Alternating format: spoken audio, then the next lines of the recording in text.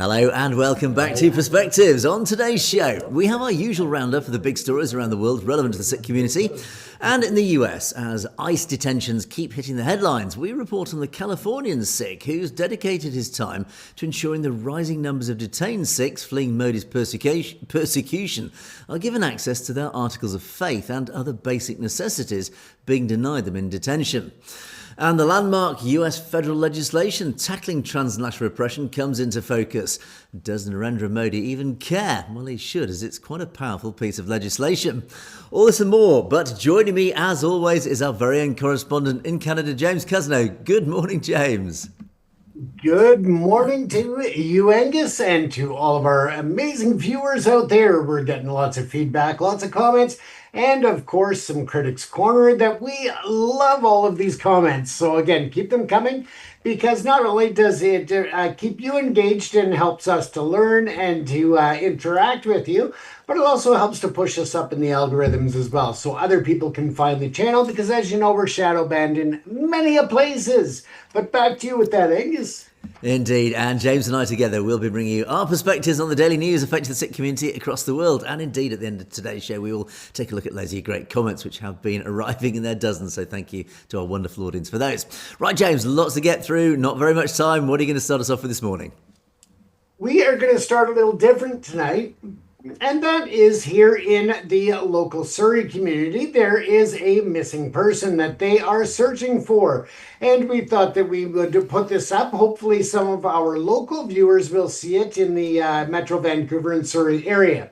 Now, this individual has been missing. He's 26 years old. As I said, he's missing in the city of Surrey. And it is the Surrey Police Service that is looking for Mr. Gurninder Singh. He was last seen on September the 22nd of 2025, of course, and that was approximately 1 a.m. walking around the Scott Road area, down at the bottom of the hill towards the bridge and the Scott Road SkyTrain station. So if anybody has any information, please reach out to the Surrey Police Service. He is described, as I said, as 26 years old. He's about 6 feet tall and 177 pounds with a slim build. He has black hair and brown eyes. Obviously, he was last seen in that Surrey area towards the Fraser River. And he was last seen wearing a light-colored t-shirt, black pants, a light-colored head covering. Excuse me, so I'm not sure if he was wearing a turban or another head covering, but regardless, it is light-colored. And police and family are concerned for his well-being, and it's out of character for him to be out of contact for so long. So once again, if anybody does have any information, please contact the Surrey Police Service at area code 604-599-0502. And you can also contact Crime Stoppers at 1-800-222-8477, and the file number is 2025-82990, and again, that's the Surrey Police Service. So again, if anybody out there has seen Gurninder Singh, please contact the Surrey Police Service as they are concerned, along with his family, for his safety and well-being. As we move on to other news, we are sticking back here in Canada. And yes, the Cousineau gang has finally been labeled by the Canadian government, and that label is not a good one. They have been identified as a terrorist organization. And what does that mean? Well, it opens up a lot of avenues for the police services throughout Canada in terms of the resources, the financial supports to tackle this crime and this gang, as well as international implications as well. Now, with this, we know that they've been the subject of investigations and charges. What's really getting interesting is that once again, with this statement by the Government of Canada as well as law enforcement agencies, they have linked, of course, the Cousineau gang to the Government of India. So although it seemed that India and Canada were warming up, our leaders were warming up, and they were reinstalling attachés and diplomatic relations, it seems that that is fine on the diplomatic side. But when it comes to the criminal side, they are going full tilt in terms of not only talking about the Bishnoi gang, labeling them as a terrorist organization, but they have gone further in saying that they are still actively going to find out who in the India government is taking part in any type of activity that is linked to the Bishnoi gang, and of course, who is hiring the Bishnoi gang for extrajudicial killings and any other illegal activity. Now, it also takes it a step further and legally extending it to exploring the entire chain of command with the Bishnoi gang and potentially implicating foreign government officials in acts of terrorism on Canadian soil. So they are really amping up the language and the accusations when it comes to this organization and the government links. The World Sikh Organization has addressed this and saying that it's an important first step with the label, but they also say that there needs to be another level of protection for the Sikh community as attacks and the threats towards them are at an unprecedented high. So they call on the government to ensure that they go after the Bishnoi gang, but also the other architects of this violence. Once again, we know that the bilateral relationship has been on ice since Justin Trudeau, the former Prime Minister, had called out India in the Parliament. But this seems to be even going further than just to give, the speeches in Parliament or to the media to call out one or two individuals, but instead calling it a state-sanctioned issue or a state-sponsored issue. So they are going full tilt on that. As we continue on, we won't have time for all of the different programs or all of the different stories that we have here, but by all means, you can always check them out on our site, on our what's the site there? I totally dropped the name of the Substack. Sorry, folks, it's been a long day, obviously. So yeah, we just covered some of the different ways and some different stories in which the Sikh community is still reaching out and trying to move things along in terms of improving the education awareness and the relations with all community members and the sacred history of the different cultural significant marks and places in Pakistan as well as Punjab, of course, and then also building a cultural legacy in the West. Now, we've covered this once before, and that was the collection that was being brought in of Sikh art to the Museum of Modern Art in Montreal. This turns out to have been, over the last several years, a major success.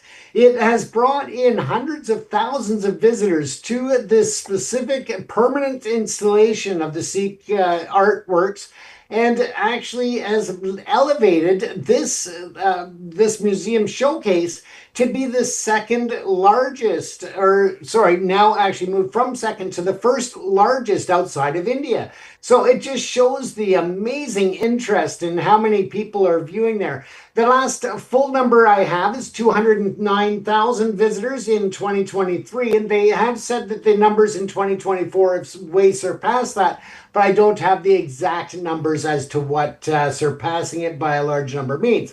Now, if you even go back to when this had opened, the former Prime Minister, Justin Trudeau, had also hailed it as an establishment for a milestone in the Canadian cultural history to team up with the Sikh community and to make that happen. Now, of course, there were many people that were involved in helping to sponsor this event, to donate the different artifacts and art pieces, because, as I said, it has become a permanent installation at the Montreal Museum for Fine Arts.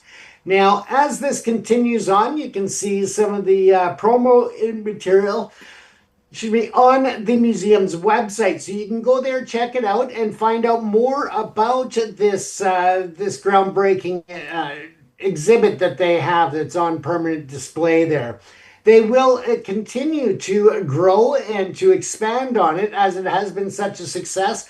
But again, it just shows how much the Sikh community means to Canadians, whether it's in Montreal, which is French Canada, as many refer to it, but also from coast to coast. So it shows that it is a significant part of the Canadian culture and history, as we respect and appreciate all that the Sikhs have done to be a part of our nation building and a part of our history and the development as to where we are now, as well as where we're going into the future, Angus. It is a huge event. And for those unfamiliar, the Montreal Museum of Fine Art is a historic landmark. It is a historic facility and one that has carried significant influence around the world when it comes to the art community. So that is a very big honor, I think, to really show the success that it's having, Angus. Yes, absolutely. I mean, how important is art, cultural heritage, its historical heritage to any community, and the preservation of it really has to exist for a culture to continue into the future. Because otherwise, how will the future ever understand its true background, its true cultural heritage? So museums like this are absolutely essential to preserve the most important artifacts, pieces of art, history, documentation, etc. And thank heavens for people who are so dedicated. There are literally people who dedicate their lives to preserving things like this. And we need people like that to ensure that these things happen. The other part of your story I want to talk about was the Bishnoi gang. This is really important. I think this, James, is the most significant news because the Bishnoi gang up until now has just been seen as a criminal organisation. Now, we've talked a lot about how the Bishnoi gang has effectively become a proxy operating arm of RAW, basically. In other words, it has clearly been receiving instructions from India, and by India, obviously, I refer the intelligence agencies up the chain all the way, probably to Narendra Modi himself. So up until recently, or up until now, they've been seen as a criminal enterprise, but obviously undertaking activities on behalf of the Indian government. This elevation to a terrorist organisation is extraordinarily symbolic. Aside from the fact, as you rightly say, James, it now allows all sorts of a whole new layer, powerful layer of law enforcement to be unfolded against them, drawing in all sorts of new resources and powerful resources and legal instruments to be able to stamp down on them.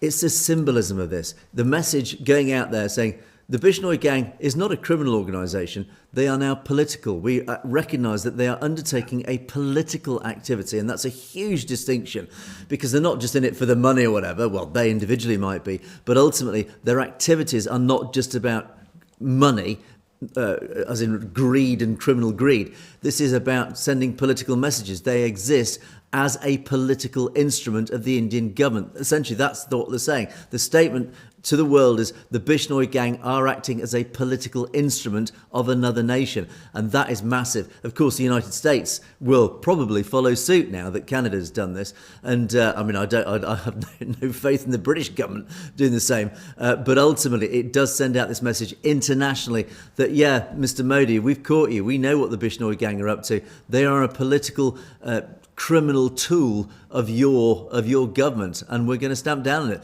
So despite all the public handshaking, the public recognition, the diplomatic recognition now of India, post Hardeep Singh Nijjar, really underneath the surface, it's the message is, we still know what you're up to, and we're not going to allow it. We're not going to let you threaten the sovereign territory of the West, James.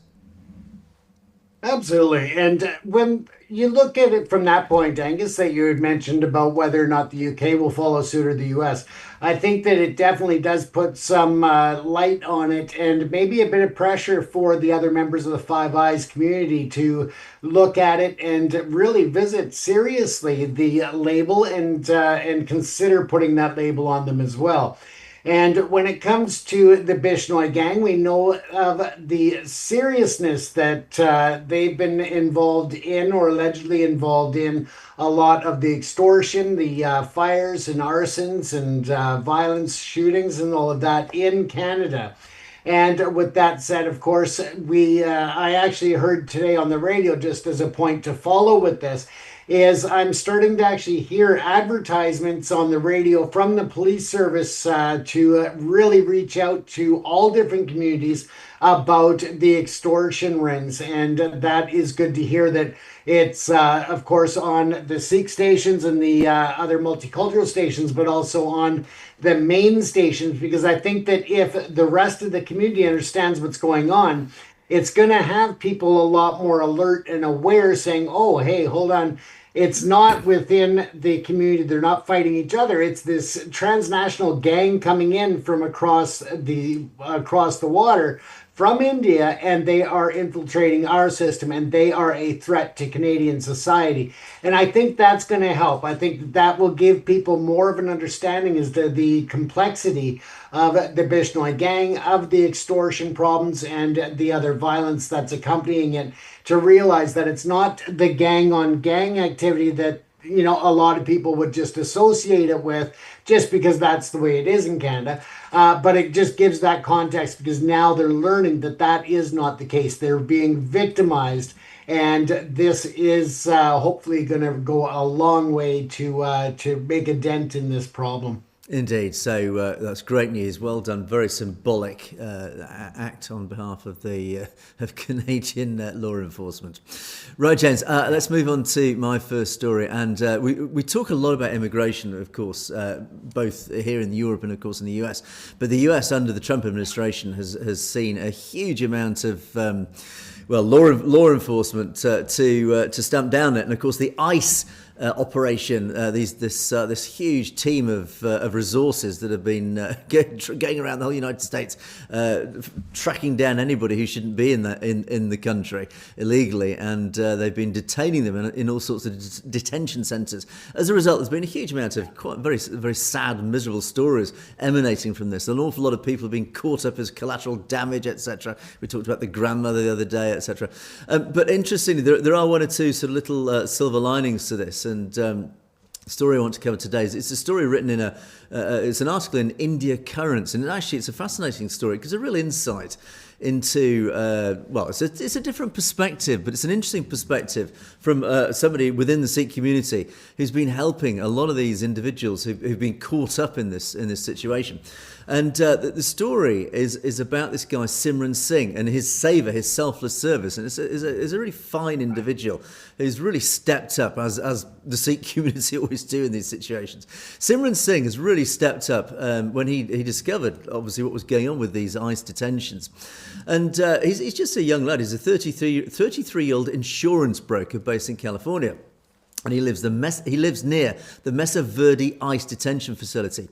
And he's as part of his sort of daily routine, he meets the 60-odd Sikh detainees held at the detention centre, and there he distributes dastars, malas, excuse my pronunciation, I'm sure our audience know what I mean by this, but malas, the prayer beads, the karas, the metal bracelets, and the nitnem gutkas, the prayer books and Punjabi newspapers, while chatting with them. So he goes along and he distributes these articles of faith and newspapers and things just to help them help these detainees get through their day.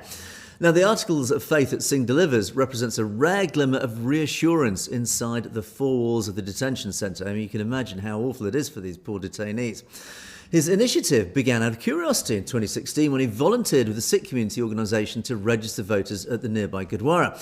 When he found out that there were some South Asians at his nearby detention centre, he said, I want to go have a look and just see how many Sikhs actually might be there. And it turned out, over the next 4 years, he established a routine of visiting the facility every week, witnessing a steady increase in the number of South Asian detainees, many of whom, of course, were Sikhs.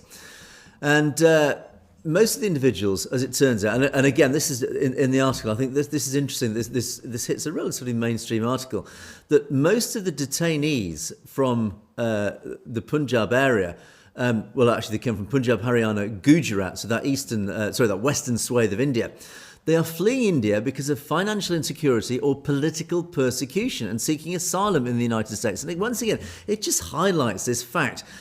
India is supposedly a democracy. India broadcasts, it advertises itself as we are the largest democracy. And yet, why are we seeing in the West people who are fleeing a supposed democracy because of political persecution. You don't get too many people fleeing the United States or Canada or the UK to India, for example, fleeing political persecution. I can't think there's a single individual living in India who's fleeing political persecution from the West. Yet we have an awful lot of Sikhs, particularly, and others, fleeing political persecution from India. This is supposedly a democratic nation. I think even just that little paragraph there speaks a massive volume of just what is going on in India. Anyway, that's just a side issue. But it's interesting that it has actually been raised, and these detention centres are full of such people. Now, as Simran says, for Sikhs, their articles of faith, most notably turbans, have become a contentious issue during border crossings. We've covered this before. For example, it gives gives an example in this article of a 36-year-old Sikh truck driver who lives in Fresno in California with his family. He's another person who fled from his hometown in Punjab with his wife and 2 children 3 years ago because of political persecution. Now, this is interesting. He paid an agent around $180,000 to arrange his family's travel from the US. That is a fortune. I mean, for one thing, it just shows how bad life must be for anybody who is a political campaigner or holds different political views to the BJP government. He spent a lifetime's fortune. $180,000 is an enormous amount of money. Anyway, but he's had to do that to save his life and that of his family. That's how bad things have got for him and his family in the Punjab. Anyway, so he's paid an agent $180,000 to flee to the US through the US-Mexico border. And that journey took him through here in the UK and across into Mexico and finally into the US. But he had a terrible experience, as have many detainees, many illegal entrants into the US have come across the Border Patrol who've been quite brutal in their treatment. And it was, of course, the time of COVID and slightly just post-COVID. So COVID was still flying around. So a lot of these detainees did suffer from COVID. Now, at the time, he did actually himself, I believe, get COVID. And he asked for medical assistance, but 3 officers ignored him.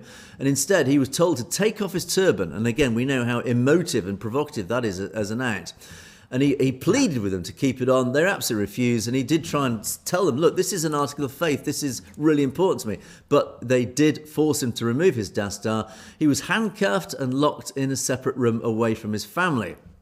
Now, he was one of at least 64 Sikh immigrants whose turbans were trashed at the Arizona border around that time of August 2022. But fortunately, following advocacy efforts by civil rights group, the Border Patrol issued new guidance preventing this unnecessary confiscation of Sikh articles of faith. So things did improve after a lot of lobbying and advocacy from local groups. So well done to them. Now, Simran Singh, as part of his saver and this wonderful work he's doing to help these detainees, he's actually reached out to various family members across Los Angeles, and they've helped him import soft-bound Nitnam Gutka, that's the prayer books, from India, and provided Ziploc bags, these waterproof bags, to help preserve them. Because, of course, they are the articles of faith, the holy books. And the same relatives have also helped him import dastars or cloths for their turbans.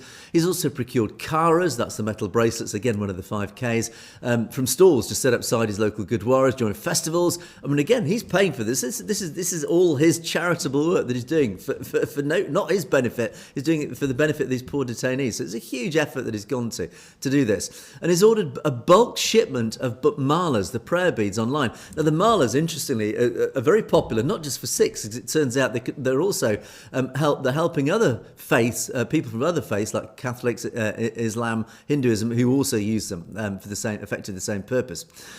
Since July 2025, Singh has supplied thousands of dastars, malas, karas and Nitnam Gutka to 18 detention centres. So you can see how this work has spread. It's just it's gone from his local detention centre in Mesa Verde now right across other parts of the region, and is supplying thousands of dastar, malas, karas, Nitnam Gutka to 18 detention centres right across Arizona, California, Colorado, Indiana, Pennsylvania, Texas, Louisiana, and Virginia. So this thing has really grown arms and legs. So you've got to really take your hat off to this guy. And there he is in the middle of this photo, Simran Singh. I mean, what a solid character. Well done to him. I mean, really, you've got to take your hat off to him. And as the article finishes, it's a big morale booster. They have a way to keep their identity in a place where everyone's wearing the same clothes, waking up at the same time, following the same schedule. So again, it's very institutionalised within these detention centres. In terms of morale, you can imagine being a detainee. You imagine one of these families who's paid their life savings to get to the US. They end up in a detention centre, in this soulless centre where their routines are absolutely rigid. It is effectively like being in prison. It's awful. These are innocent people, so it is quite hard on these people. And thank heavens for this guy who's turning up, at least providing at least a little bit of succour to break up their horrible daily routines. And day in, day out, for months and years at a time, it's like he feels it's like putting a bandage on something that requires a major operation. So he says basically it's a drop in the ocean. It's nothing what he's doing.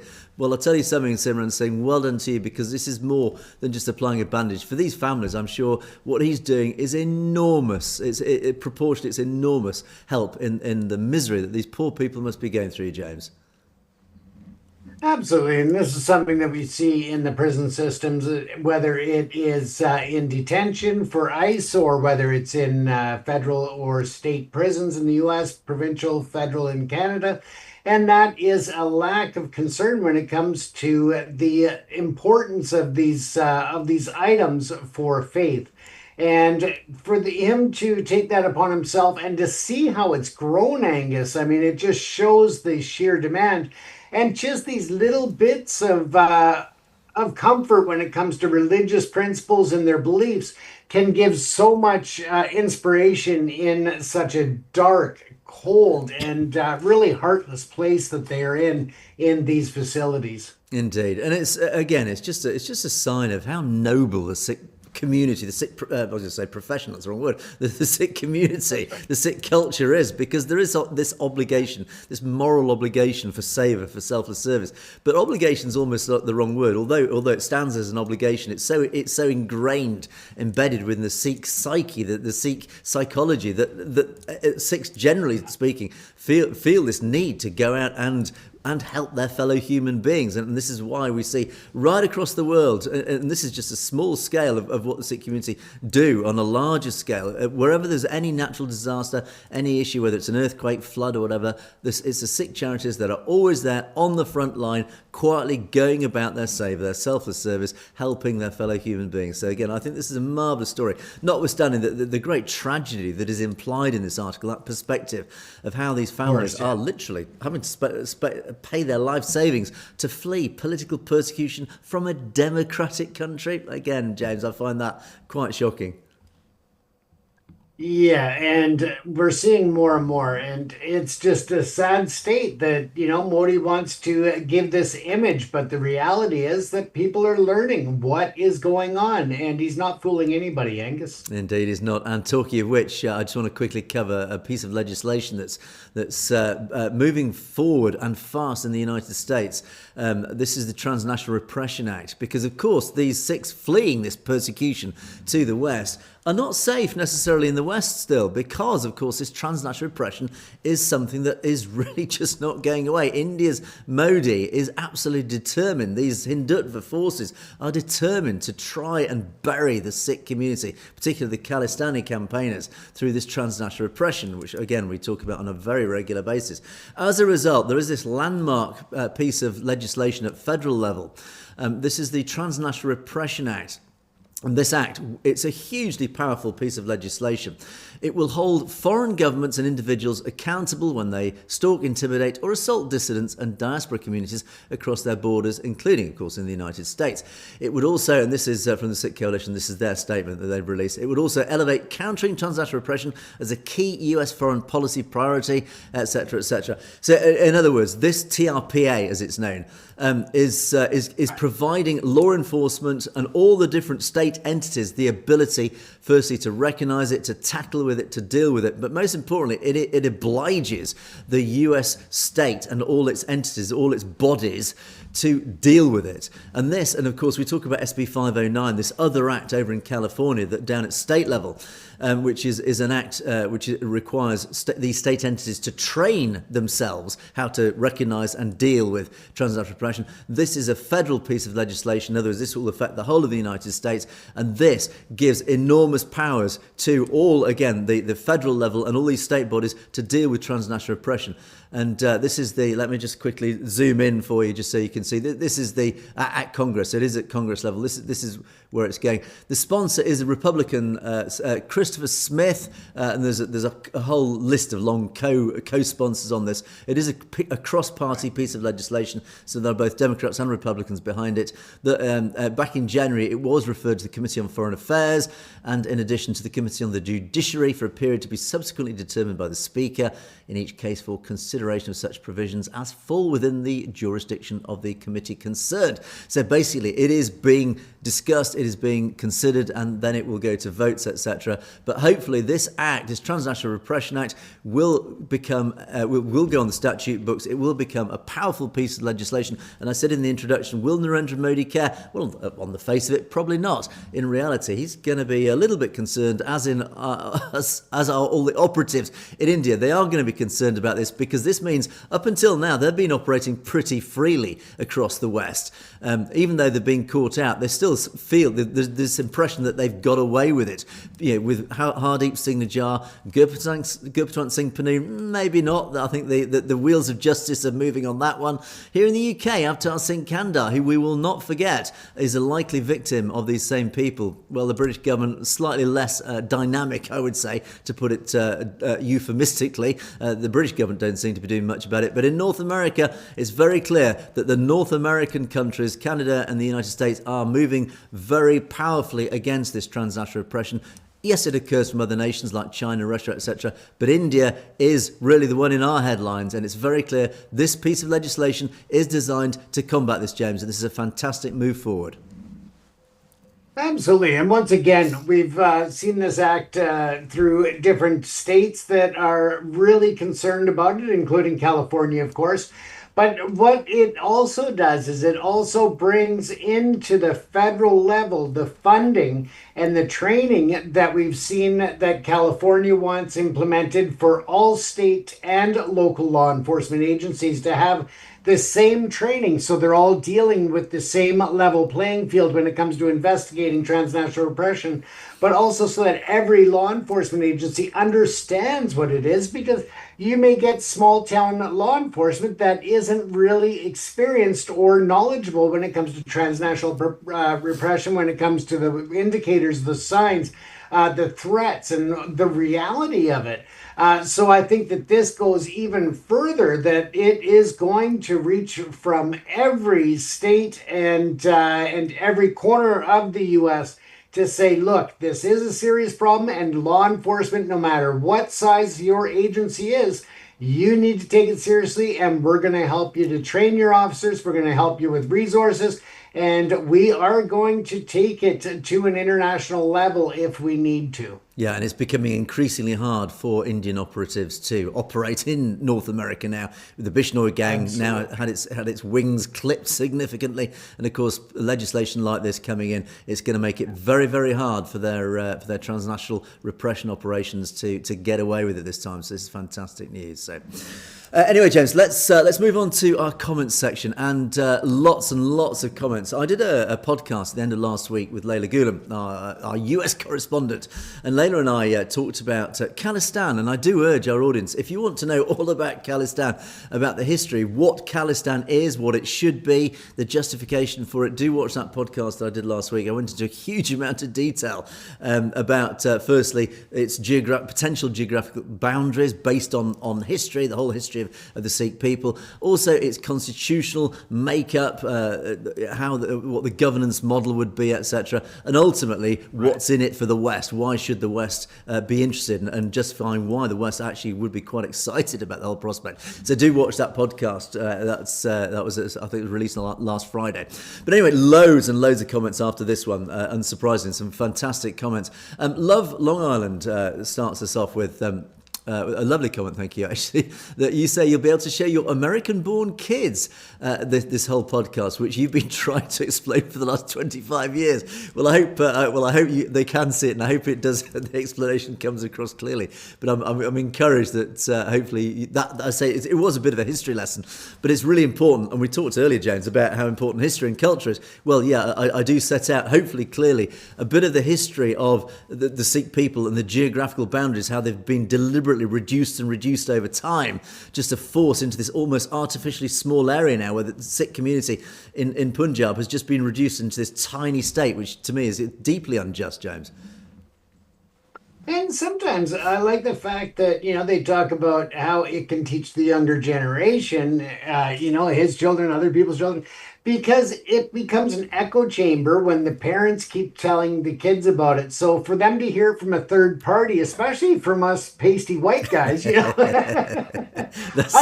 think that can help. I really do. I think that it can help even within the Sikh community to spread the word to the newer generation. So hopefully it does.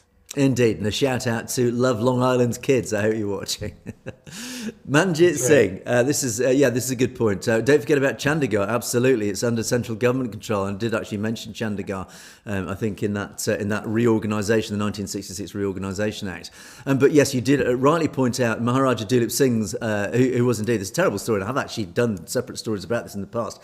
Yeah, the young boy Maharaja Dulip Singh was kidnapped at the age of 9 by the British. Yeah, he was taken back to the UK, and he was given all sorts of estates and wealth. Basically, he was bribed, and he was kept away from his mother and told, you will never go back to the Punjab. You will never raise the Sikh empire like Ranjit Singh did. But in return, he was given riches. Effectively, he was given estates and titles, and he grew up in the UK. Very tragic story, as you rightly say. It was a very shrewd political move by the British Empire at the time. They knew this guy, young Dulip Singh, had the ability to rally the Sikh community again against the British. So what they did, they took him back to the UK, essentially bribed this poor young boy, and to stop him raising up the Sikhs again. And I think it's just a very tragic story. But this is the time of empire. They were ruthless. Empires were built on ruthlessness, James. And we don't call them empires so much anymore, but they still can be pretty damn ruthless when you look at different countries and governments. So. Indeed, as I always refer to them, it's the 1 in 10s of our human family that are the ones that were the empire builders, and they still exist. They haven't gone away. They just take a different form these days. And I'm sure many can names spring to mind, but I won't go down that road. Halit Mahmood, this is an interesting comment. Don't include any part of Kashmir in Khalistan because we're part of Pakistan. We do support the Khalistan independence movement from evil Hindutva. This is really interesting actually, because again, I do urge you to watch this podcast. So I explained what Khalistan could and should be, and it does potentially include parts of South Kashmir. J&K. And well, here's somebody, now I don't know if you're actually based in J&K, but you're saying, no, leave J&K alone. That actually should be part of Pakistan. Of course, there is that Islamic link, unsurprisingly. So I'm not surprised at that. But of course, you do support an independent Khalistan because we have a common enemy. We're all fighting the same enemy, James. This is what we're all talking about. We need to unite against our common enemies. Our common enemies, ironically, also stretch over here into the West. They are the oppressors. They are the ruling elites, those who try and dictate authoritarian regimes onto the rest of us, the 80-90% of us. So, gents, it is all up to us to unite against these oppressive forces. Absolutely. And to see that brought up is a very important point as well, because I think that gets lost even on myself to get that point about Kashmir. So I think that's an important reminder for even us. Yeah, thank you, Halit Mahmood, for your input. I think that's an interesting perspective on that one. Critics Corner. Loads of Critics Corners on this one. Great, some great comments to this one. Observer the Witness starts off, you just need to ask why these colonial people support separatists. Now, my interpretation of this comment, if I'm correct, is you're saying, why am I, a white man, a colonialist, trying to support separatism in India. Why are we trying to break up India? Well, I'm not a colonialist. We're not colonialists here in the West anymore. I mean, India is big enough to look after itself. It's quite grown up and it's a forthcoming superpower. So I think it's very unlikely, James, that we can be accused of being colonialist. Now, whether India breaks up or not, it's not up to us. It's up to India. India's doing a good job of that by itself. But really, there's not very much we can do over here in the West, James. And at the same time, I mean, hey, I'm sitting here in Canada and we separated from. So I think that's a slight. I'd say more. I would say to you, observe the witness. I think that's a slightly old-fashioned argument. It's sort of going back to it's the old Western colonialists. Nah, we're in a different world now. It's the 21st century. We're fighting different battles now. Right. Shazad Purisinalassaram, I love saying that name, has been a huge contributor over the last few days, and thank you for your comments. Actually, they've been very, very considered, critical comments. So thank you for your contributions. You say Sikhs in India don't want Khalistan. Is the West forcing the Indian people to break up India? The West hates South Asians. The West always want the South Asians to be poor and ununited. Okay, there's a lot of comments in here. Sikhs in India don't want Khalistan. We don't know that, and neither do you. We need a referendum. That's the only way that this will ever be decided. Is the West forcing Indian people to break up India? No, we're not forcing. Now, I have no doubt that the CIA and all the various intelligence agencies are stirring the pot. They just can't help themselves. But so's RAW. RAW's doing the same over here. They're all at it. We'll never stop that. That's something that will never stop. And the West always want the South Asians to be poor and ununited. Actually, yeah, maybe you've got a point. It's a hard one to argue that, James, because ultimately we're all fighting our own corners, and we're always doing what it takes to survive as nations. Absolutely. And I mean, we can even take it to a next level in terms of the materialized, atmosphere and society that we live in. And when we look at the Western worlds, whether it's here in Canada, the US and such, we want cheap goods. We want all of these things that would cost us exorbitant amounts to manufacture and to have here. So by oppressing other nations and sending all of our offshore manufacturing, then I absolutely agree that there is a part of that oppression still that needs to end. But I would say that we're all guilty of it. Yeah, and there's a whole discussion there which we don't have time about. I suppose 21st century colonialism. I mean, you could say the Iraq War and things, all these sort of these interferences that the West have done in the Middle East and other areas. It's the 21st century imperialism. We are guilty of it, and we call it out. And certainly, many people in the West have joined these anti-war marches because they see it for what it is. And this is why, again, I talk about we all need to unite against this because, as I say, 99% of us in humanity do not want to fight each other. We just want to get on with our lives and live happily. It's just these 1 in 10, it's the 10%. It's those individuals who drive these things, and it's up to us to hold them back and stop it. Say, look, no, let's just not invade these countries. Let's not break up these countries, etc., etc. Anyway, that's a different discussion. Hat B did reply, actually, a very sensible reply from Hat B, saying, look, and points out the fact and reminds us that the Sikh Raj, the original Sikh Empire, everybody was welcome. There was no oppression in that in the original Sikh Empire. This is really what it's all about. And Shazad Purisinalassaram comes back and said, "Well, hold a referendum." Yeah, thank you. So basically, you've answered your own question. I think that it is. That is what we want. And this was part of a long thread of, I would say, very polite discussions. So thank you, everybody who contributed on this one. And Shazad did come back at the end and say, "Look, ask Modi. He's the boss." And I think that is the problem, James. Is we've tried to ask Modi, but if we ask Modi, the boss, for a referendum, we know what the answer is, and there lies the problem.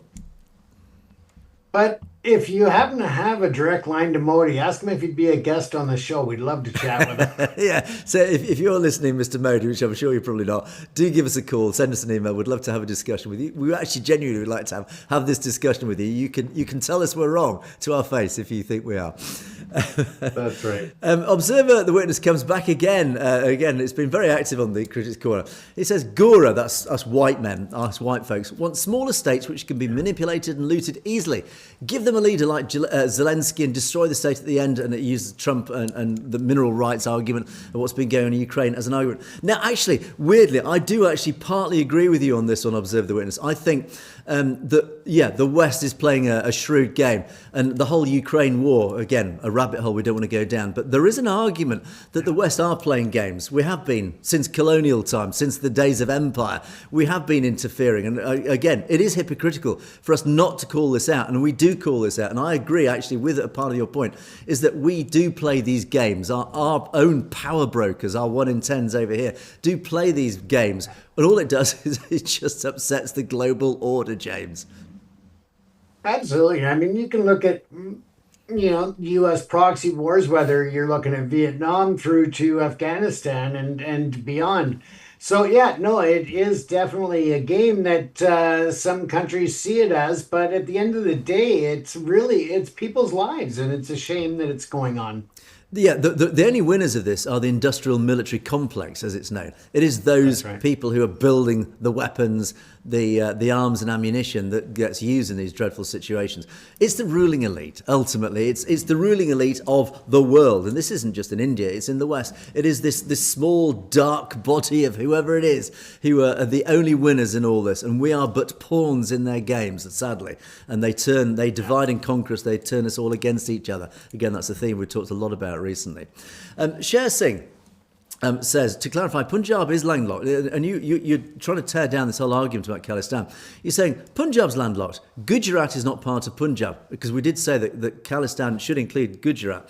The so-called Khalistan will not have a link to seaports. The Indian Punjab has a Sikh population of, then you go into lots of facts and figures, blah, blah, blah. There are 18 million Sikhs. And essentially, to summarise, to paraphrase your point, Sher Singh is saying, you're saying there isn't the support there in India for Punjab. The support is primarily in the diaspora. Now, we have discussed this in the past a lot.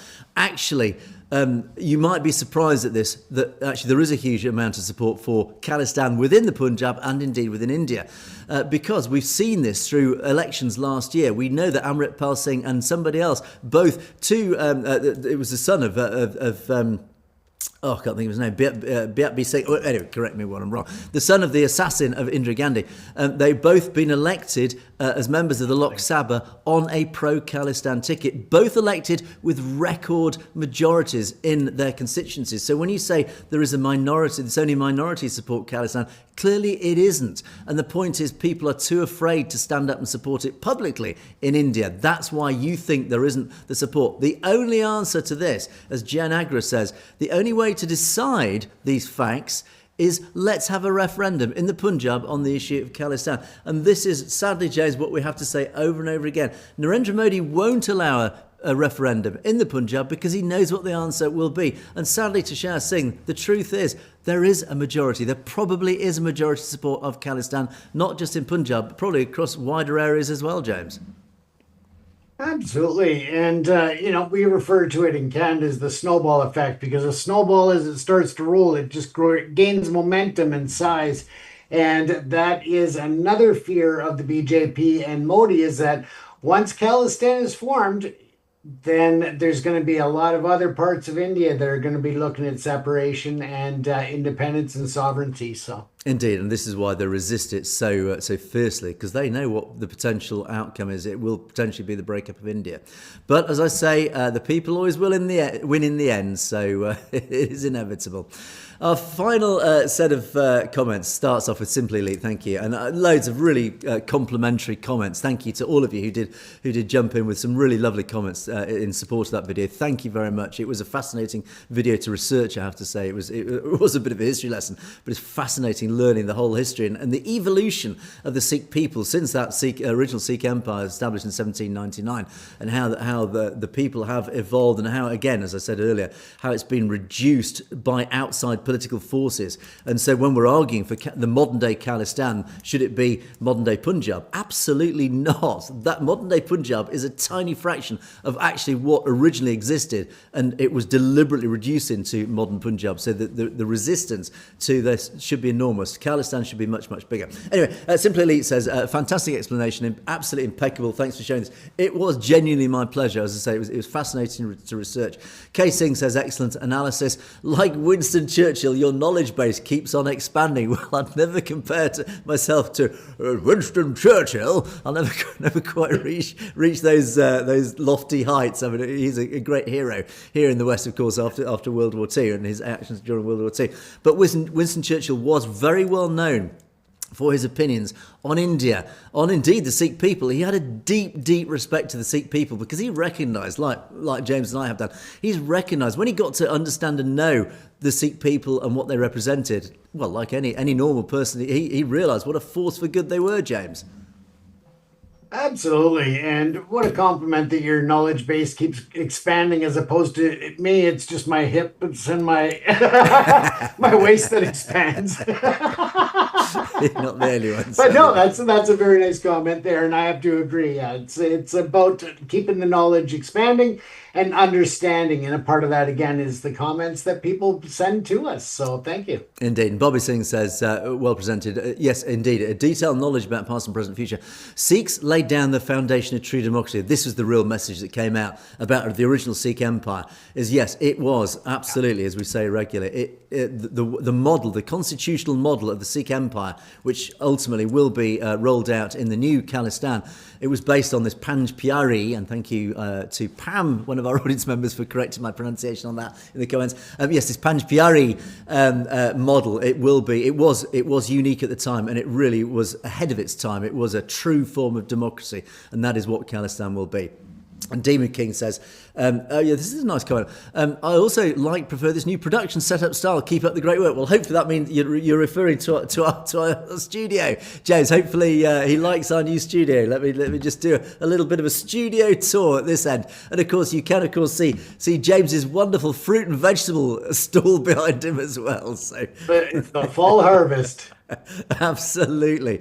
And then, of course, the final comment from Sukhdeep Verk says, Khalistan coming soon. Khalistan on the way. Absolutely it is, James. That is what we're here for. That is what we're fighting for. Absolutely it is. But there, we must bring Perspectives to a close on that very positive note. Thanks for all those lovely comments. Much appreciated. Do keep the comments coming in. Thank you for all of you who have contributed.